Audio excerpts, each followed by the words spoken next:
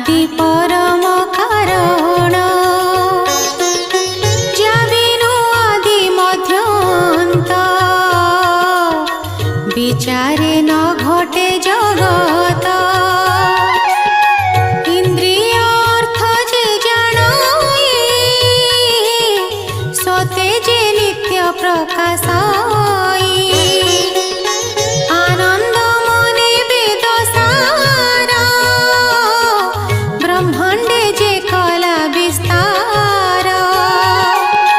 jar स्वरूप हृदय चिंती वेद